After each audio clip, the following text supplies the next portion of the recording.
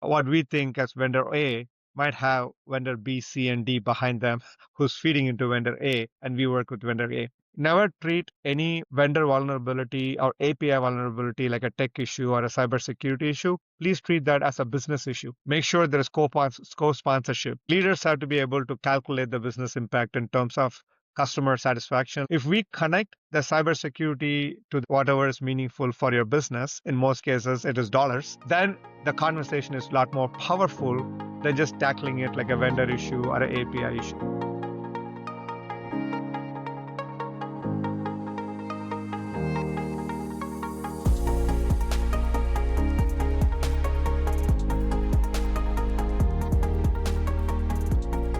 Hi there. Thank you for joining our podcast. It's my pleasure to introduce Siva Balu. Siva served as Chief Information and Digital Officer at Quartz Health Solutions, serving more than 350,000 members across Wisconsin, Iowa, Minnesota, and Illinois. Siva, thank you very much for joining us for this podcast. I really appreciate it. To get the conversation going, I was wondering if you could tell us about your role at Quartz and what you do as a Chief Information Officer in a digital space, work with the mission at Quartz. How do the two come together?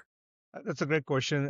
Thank you for having me, Kevin, and I'm happy to be here. At Quartz Health Solutions, as a Chief Information Digital Officer, my responsibility spans across digital technology, AI, information security, customer experience, and a few adjacent functionalities. But at the core of it, Quartz is a community oriented organization. We are very community focused, we are local, and we make sure that healthcare is easy for our members. That's kind of our mission, and we live that every day. Before joining Quartz, I had the honor to work in a few national brands like United Health Group, Blue Cross Blue Shield, where I actually built my career and I learned a lot about healthcare technology, and how to focus on our patients and members. So I'm bringing all that experience to Quartz. I've been in this role for a little over a year now. So in healthcare industry, in particular, in the sector that you're in, if there is a breach of some kind, it's not just the challenge of IT, but it's also the impact on the patients, right? The members that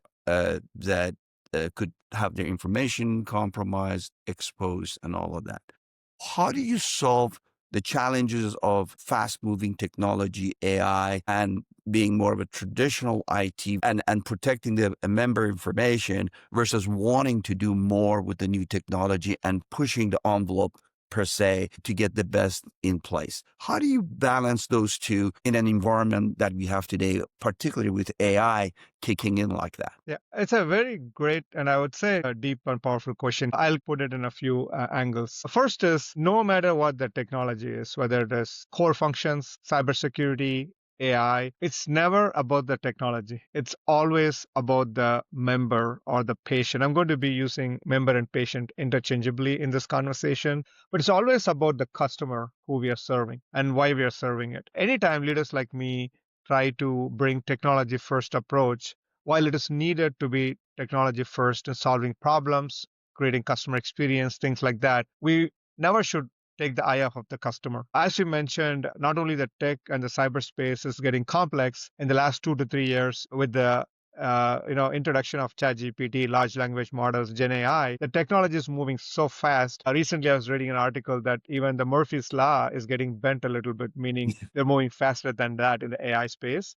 However, if you think about it, how can we use that technology to provide better healthcare to our patients, basically our customers, is what the question that I'm asking every day in my job. And I meet with some peers, they're asking the same. And there are many angles to this, but really not taking a technology first approach, but taking a customer first approach, making sure that we can use technology to protect their data, not only checking the box for compliance, but also going above and beyond to make sure when one of our customers visit our facilities or use our insurance, they know that their data is protected. In other words, if they never have to think about privacy because we have built that trust with our members, I think that is success. So that the patients can think about what matters to them, which is really their health and health related topics. You mentioned some really key points in your answer. You mentioned compliance, you mentioned patient experience, you mentioned security. All of those are by themselves individual big topics. Can you reflect a little bit on when you talk about security, how an organization with 350,000 members, a major healthcare organization, can support the security of the staff? How much focus um, in a world that the ransomware attacks are increasing and AI is giving the bad guys the opportunity to even more aggressive. Do you combat that? What do you do to protect your environment? Yeah. A couple of ways to do that. Starting again, two types of customers we have when we lead technology and cybersecurity. One, I call our internal customers, which is all our employees, colleagues, and the extended colleagues. We are also a vertically integrated health system, so we are provider sponsored. We have our provider sponsors who are integrated with us. These are all our internal customers. In other words, think of as colleagues, employees, physicians, clinicians. And then we have the external customers. External customers include members who are also patients, and you have providers, doctors, hospitals, you have brokers, employers, those are external to us. Any initiative we do, we try to do an inside out approach where are we protecting our own employees? As you may know, a lot of weak points in security really starts with people clicking on stuff, right? As simple as that. So we want to make sure internal, anywhere from firewall to email to our infrastructure to the cloud, everything is protected. We also make sure security is not a scary thing. So we do a lot of employee engagement, employee trainings to make sure everybody is on for the journey. We recruit champions from each division within the company to be the Mm, ambassador for technology and cybersecurity. When we roll out new initiatives or large initiatives, they are part of the pilot program. So we have a lot of buy-in internally. There is not a lot of friction that happens why we are doing this. As you can see, when we roll out some changes, especially in the cybersecurity, to hone in on your question, there can be some aberration to users. So we start from internally. We make sure that everybody understands the value of why we are doing it, and we put a lot of thought behind organizational change management, being agile and nimble, so we're constantly getting feedback and improving our rollout. And mhm. anytime there is an issue, we are quick to respond. We have the maturity model. Now let's talk about the external customers who are really our bread and butter, right? We want to make sure we have customers who are, I call it the sticky factor, where they are trusting us, they want us to serve them, they buy our products, and how do we exhibit that? With the membership, we make sure that one of our strategies across enterprise is customer experience, and we define that by saying that member is our customer in the strategy. Another strategy we have is how do we make our providers, the second external customer, empowered by giving them the best data they can make the decisions. We don't look at cybersecurity in a silo. We tie it to other strategies like customer experience, like provider data optimization, so on and so forth, and care delivery. And every stage, we say, okay, when we want to deliver this, when somebody is using a mobile phone for their healthcare, is it highly secure? Is it encrypted? Does it have biometrics or multi-factor authentication? We make sure those are foundational to the products we built. The challenge I see is sometimes we try to do square peg in a round hole. We take a legacy system and try to implement modern security. That's when there's a lot of integration that has to happen. But those are just the times we live in. And those are good challenges for somebody like me and my team to solve. Again, you mentioned some really key points I'm hoping that our audience learns from. You mentioned uh, internal versus external customers. That's a beautiful topic to understand your customer, understand what the customer needs are, and build a strategy around how you're going to deliver solution to satisfy that customer. That's lessons learned. You also mentioned compliance in a bit. Expand on that. What does compliance mean? Obviously, we're talking about GDPR and HIPAA, but in general, how do you solve a compliance issue for an organization that the size that you are a large organization and there is multiple of ways that the compliance could be impacted? How do you go about meeting the compliance requirements across a large organization like yours? Yeah, it's a great question. Historically, what happens is after you build a product or a platform, after you roll out or towards go live, you talk about, in some cases, security, some cases, compliance, or a year from then when there's an audit, then you say, okay, we have these critical gaps that we need to solve. That's kind of what has happened over the last 15, 20 years. Let's say since the beginning of HIPAA, as an example, since the early 2000s. However, recently, we're changing that model. We are saying that compliance is not after the fact. And I myself have taken it as a mission. Like, we don't want our auditors to be telling us what are the gaps, compliance gaps, right? You mentioned GDPR and HIPAA, and we also have other mandatory audits like SOC 2. And if you're doing Yeah. transactions, financial transactions, SOC 1 and SOX, as well as there is high trust. So these are good gauges, right? SOC 2 and high trust are good gauges to see, do we have all the security controls in place? Do we have all the discipline in place? However, let me take a step back and go shift left a little bit. What we are trying to achieve is, how do we go above and beyond the compliance requirement? Recently, we were talking to a external party about HIPAA risk assessment and pen test, penetration testing. And let's say they have 100 controls in place. They want to check 100 things. The goal for the team is not to just check the box on the 100 things, right? We have to design systems using our enterprise architecture lens, like a blueprint for a house, that our systems are resilient. They are industrial strength. And if we have 100 controls we have to satisfy for a particular audit, how will it look like if we have 200 controls? In other words, how can we go above and beyond and not just do the minimum viable controls? That's the challenge to the team. We are in the maturing pathway right now. But really, I would advise anybody who talk to me that don't rely on just the audit requirements or the compliance requirements. Look at compliance like building a new product. If we need to exceed expectations, what do we need to do?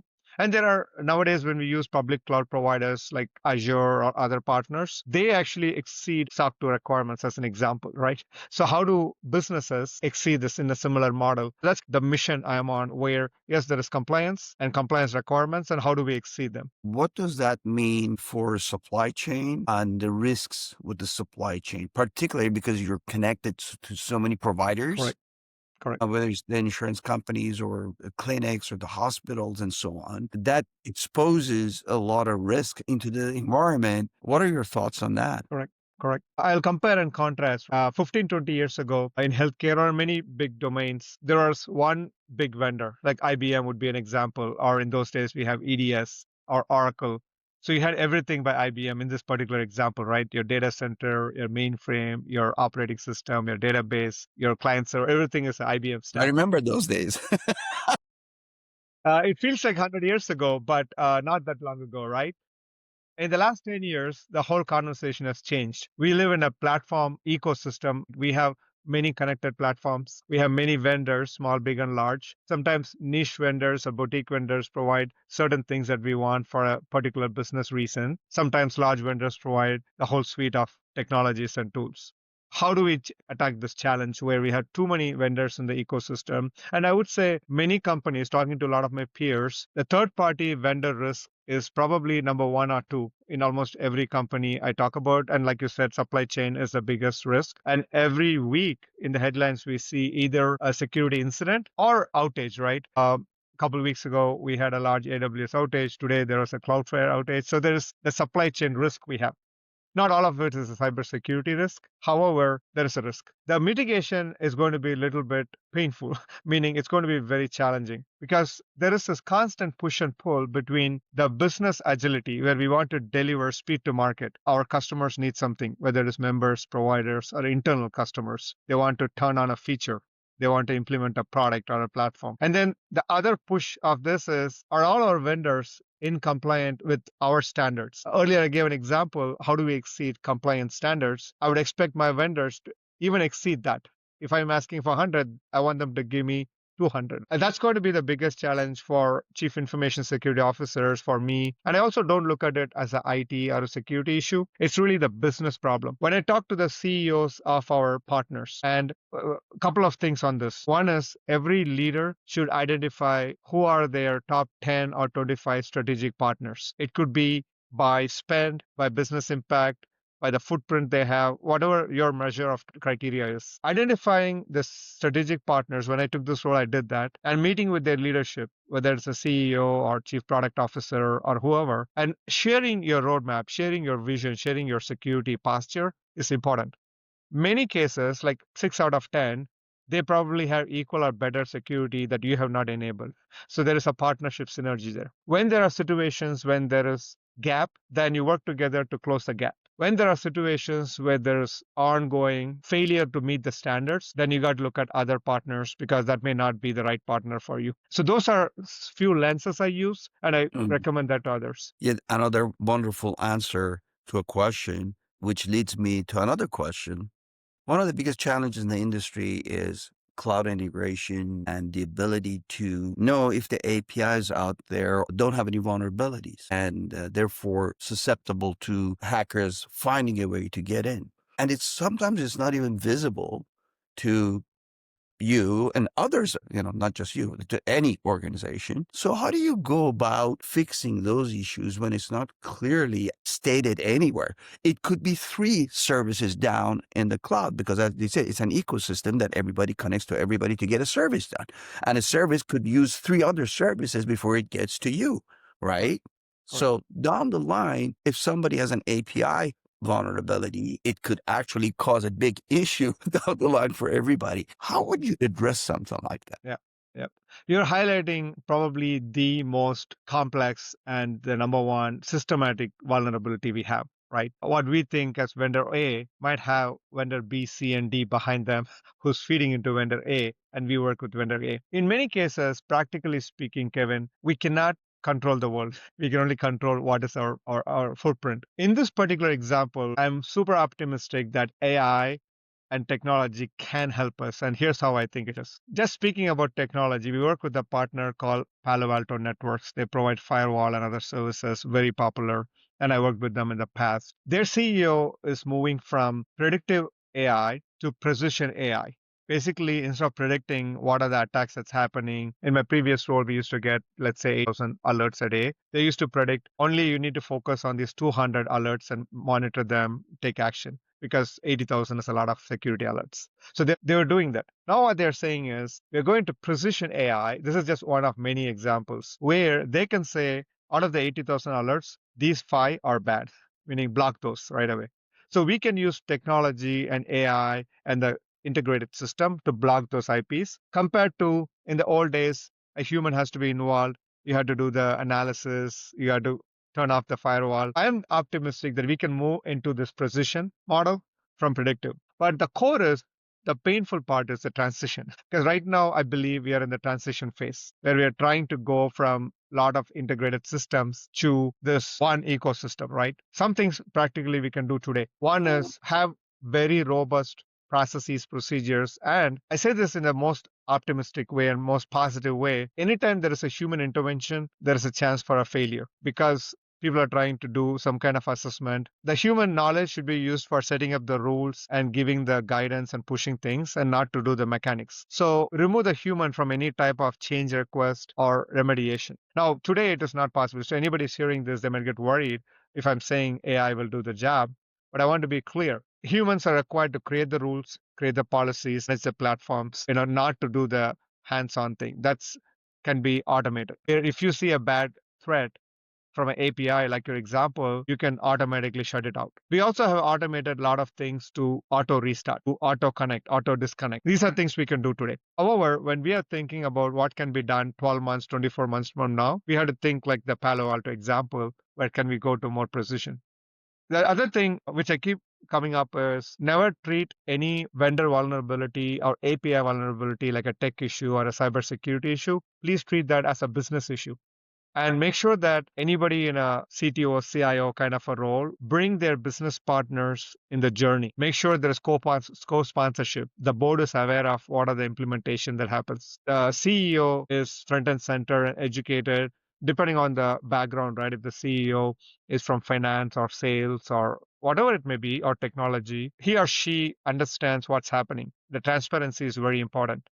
Bad things are going to happen, right? It may not be a cyber attack. It can be a self-implied issue like an outage or a human error or a change that went wrong. In all the cases, there is going to be a business impact. And leaders have to be able to calculate the business impact in terms of customer satisfaction like NPS or revenue loss like dollars. If we connect the cybersecurity to the business impact, whatever is meaningful for your business, in most cases it is dollars, then the conversation is a lot more powerful than just tackling it like a vendor issue or an API issue. So Having said that, what do you think your challenges are in an ever changing environment over the next, let's say, 6 months, which in our world, in the IT world, 6 months is a lifetime? What do you think those challenges are? And what do you think is going to happen? I'm a techno optimist. Let's start that way. I'm starting to appreciate more and more, Kevin, the organizational change management. In other words, the people change management. I'm getting less and less worried about the system change management, which is what I used to be worried 10 years ago, right? You push a change on a Thursday night, it breaks something on a Friday morning. That used to be a thing. Yeah. And I'm getting less worried because of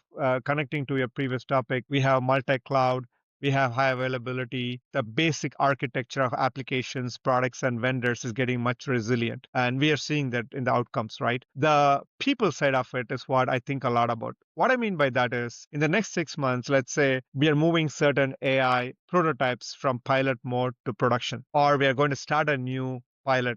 Most of it is around data, AI, and customer experience.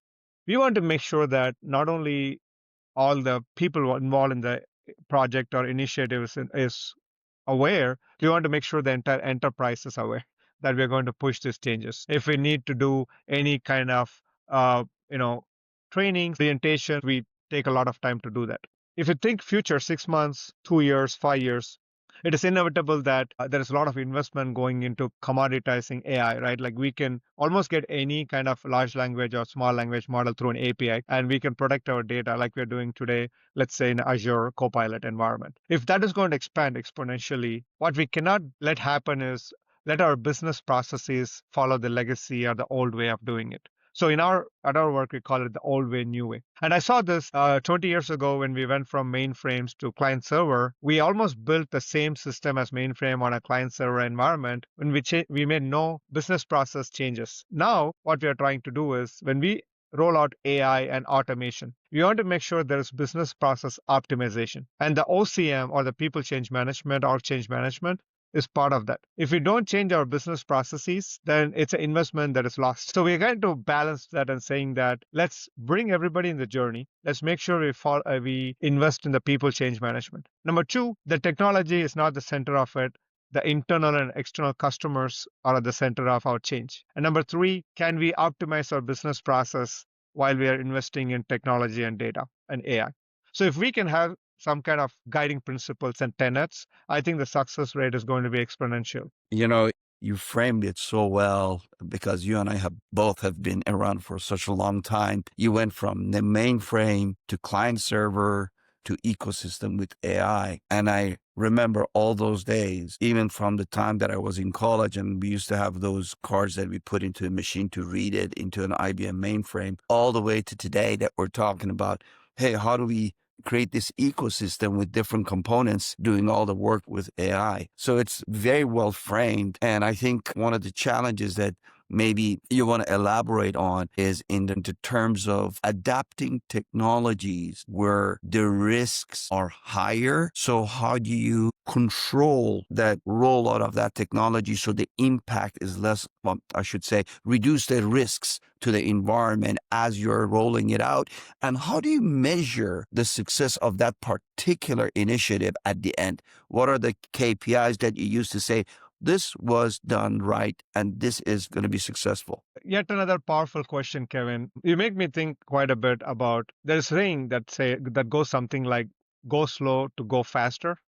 What I'm seeing happening right now is a lot of shiny object syndrome, meaning we want to get the next cool thing. We want to publish the next headline, or we're using AI to do this or do that. And this is across all industries. It's just the time we live in, right? There's a lot of social media, a lot of posts, whatnot. It's neither good nor bad, but I see a lot of things are announcements, but they may or may not go live in a real environment that customers can use. Where my head is at, you asked a very powerful question on how do we make sure we do this correctly and how do we measure success? A few fundamentals don't change no matter what we do. The first is having a very strong use case identified. I do a lot of keynotes. I go around the country and the globe speaking. I've been honing in on identifying the right problem to solve and not the right technology to solve. An example I give jokingly from my own experience before COVID is for 2 years or more, I was heavily working on blockchain. If I open my mouth, I just say blockchain all the time. And We were creating coalitions, we were creating a blockchain lab, we were investing millions of dollars. What did not come out of it is an agreement on where do we want to invest our time, energy, and money and people to get the best outcome. When COVID hit, blockchain and healthcare went out the door so fast that we focused on other operational things like remote working, VPN, monitors at home, safety of our colleagues, video calls. That's a life lesson I learned where don't chase the technology, chase the problem. So that's number one, right? When I say identify the use case, everything else I mentioned comes to picture. Your alignment with business and stakeholders, organizational change management, all that is part of identifying the use case, right? Number two is some of the key constituents are sometimes missed, like the CFO, the COO, the people who really make this happen. The CFO has to lobby to the board to get the funding, right, to sponsor this. The COO has to implement and run it in production. Sometimes after the fact, we talk to them or we are tied to a budget here. It's important they are part of the use case. It's not like tech versus finance, right? And then setting up that, that's a really good book, and I have followed it called OKRs, right? Objective and key measures. Key results. Identify the right objectives and key results for your initiative, whatever it may be. It could be one, two, or three. It cannot be 10 or more. And measure that. In our case, it could be Net Promoter Score, NPS for customer experience. It could be the provider customer satisfaction. It could be something related to the revenue cycle management or our financial health, things like that. Each company will have their own metrics. But we have to identify where are we going to invest, which is a use case, how are we going to measure, and what is that. The other thing is not to make it an annual cycle, to make it a quarterly cycle, because as you said, tech and everything is moving so fast, even your business can change, right? Mm-hmm. During the first 2 years of COVID, in addition to the huge disruption that happened with a lot of closings and openings, if you remember, there was a huge supply chain, global supply chain issue. There was a staffing issue. There was something called the Great Resignation, where a lot of people are jumping jobs. There's a whole bunch of things we tackled in less than 2 years. We had to be prepared for that kind of stuff, not necessarily a pandemic, but a business disruption, in which case you can quickly adjust your metrics. Let's say in this example, we kept NPS and revenue or earnings as two metrics. We monitor it on a monthly basis. And if something changes, we add or remove those measures. It's very clean. It's straightforward. Then you can say, okay, we invested $1 million in this AI use case. Are we saving 1 million or more? Sometimes it can be a sunk cost. And we can say, in year one, there is no benefits, but it's a 3 to 5 year ROI and track it for 3 years. So it's really being very methodical, very collaborative. And also, I use a phrase called radical transparency, being highly transparent to the stakeholders that this is how we are going to go about. The last note I'll make is it's very, very important to continuously gather feedback from all parties. Sometimes the best ideas and feedback on a certain project comes from an intern or an external party. Sometimes the best feedback comes from one of the sentiments, like we call it customer sentiment analysis, right? When they type in, like, I like this, I don't like this. Sometimes you get the best one there. So always listen to your internal and external stakeholders so you can tune your process. And then a year from now, to go back to your question, we set up these three metrics or OKRs. How are we doing in these three OKRs? So we adjusted it 3 times during the year. We are meeting or exceeding and then redo it. So it's really being that nimble and agile is very important, not just in building software, in measuring success. Great answer. What advice would you give to other leaders trying to make security and trust a competitive advantage rather than a compliance obligation? It's a great question. Be as proactive as possible than reactive. Many times, security compliance is considered, or in real life, a reactive. You respond to a customer questionnaire, you respond to an incident, you respond to a board request. It's a reactive thing, but leaders should really get to proactive. If somebody asks you for A, give them A plus B. That has to build into the culture of the company, culture of the team. That has to be built into the products that you're building, into your infrastructure, into your cloud enablement, into your strategy. If stakeholders, primarily customers, see that, okay, instead of me asking these questions and getting a response, my supplier or my whoever business partner is giving these proactively, I think you can win the business with no questions. And when you collect this data and you're trying to share it with your executive team and want to have them buy in to how you want to approach a particular, you mentioned it's collaborative, right? Whether it's customer satisfaction or something else. How do you get that collaboration going? Because there's always challenges and different priorities and objectives, whether it's a budget issue, resource issue, or the perception of what the goal is for the company. Right. Let's say you want to be specific, for example, let's say you want to take a particular initiative that you think in the next 2 years will result in a big return on the investment, yet it's not aligned with some of the other initiatives that other departments, let's say it's call center or healthcare management or patient management, that they compete for the same resources. So how do you go about getting that collaborative effort and alignment of goals without friction? Yeah. What you're explaining is a reality of many companies and many divisions with good intentions. There's always some competing priorities, competing Yes. goals, and metrics. What I'm going to say is my truth for the last year or so. I'm super privileged to be working at Quartz because the CEO and the executive team is like 110% aligned. What we did is, I'll get a lot of credit to the CEO and the executive team. And this is probably a good book recommendation coming out of this podcast. There is a book called The Five Dysfunctions of a Team by an author, Patrick Lencioni. Patrick Lencioni has written 9 or 10 other books, and he has a company called the Table Group, and we bring them to help us with some of it. What they do is basically they call a smart organization and a healthy organization. Think of a smart org as like somebody who's really good at finance and marketing and tech and all the functions, which most or all companies are smart. A healthy organization, in his definition, is a company that has less politics, less confusion, high morale, high productivity, and less turnover of the right skill sets. So he asks us as leaders to think of creating a healthy team, a healthy organization, and not just a smart organization, which is a given. Now, we are here because we did something right, whether it's finance or operations or tech or marketing. So that is our foundational guiding principle at my current role, where we are constantly thinking about how do we reduce confusion? How do we provide clarity as leadership? Another philosophy that we follow is called Team One. What it is the CEO and the direct reports, which is the executive team, which I'm part of. We are like Team One. We are all watching for each other. We are all like, we call it got you instead of gotcha. So we got each other, right? Nah.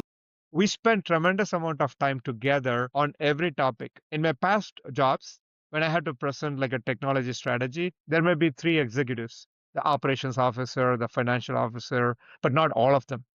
But in this case, when I present something, everybody is intentionally listening, asking questions, providing feedback, making it their own strategy. Similarly, let's assume the chief clinical officer is presenting a strategy. I'm intently listening and making it part of mine. So I'm actually in a renewed phase now where not only the executive team is trying to work as team one, and we are not fighting for our team, we are fighting for each other's success. So now let's zoom out and look at what are the common things that usually companies compete for. It starts with, let's say, budget and finance. How much we appropriate for each initiative, each division, how many headcounts, which project is a higher priority, which is a medium or a low priority. In our case, that is a combined collective decision. Are there dissent? Is there conflict? We call it the healthy conflict.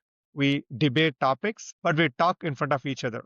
There is no offline, there is no one off discussions. Everything is done in front of all eight, nine of us. In some cases, it could be uncomfortable in the beginning because if you're not used to having a healthy debate, but you get used to it, right? You are like now bringing in and saying, hey, I want to have a healthy debate. And we do something called fist to five. Fist to five is 5 and 4 are supportive, 3 and less. We ask them, why are you not giving? Like we just do fist to five like this visually. And if somebody is 1, 2, or 3, we ask their input. But it doesn't mean we will stop what we are doing. Everybody has to say. So if somebody is not supporting, they can still express their reasoning for not supporting it. But we collectively agree, and the person who's not supporting actually engages and supports in the collective decision. These are some, I want to say, very fundamental but very powerful things we are doing. Now, going back to your question, let's say I'm in a place where this is not the culture, which has been before. I have experienced that, where IT is competing for resources and priority with finance, with operations, with the medical division, with Yeah. informatics. Yeah.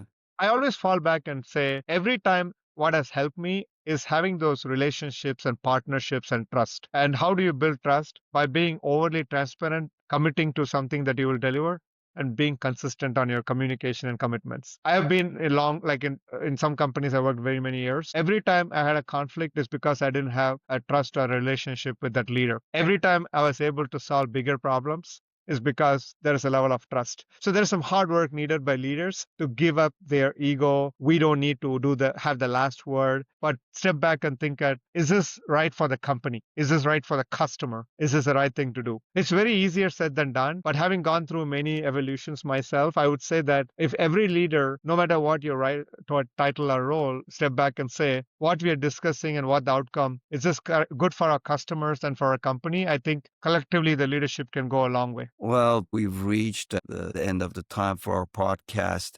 I am just amazed by the wealth of information and insight that you've provided. And I think the audience will truly, truly enjoy this. You've brought up so many interesting points, leadership position, even insight in how we all could benefit from adjusting to the new environment and the learning. And for that, I thank you, Siva. Thank you for joining us again. I really appreciate it. And with that, we're going to close this podcast, and we'll see you all on our next podcast. Thank you very much.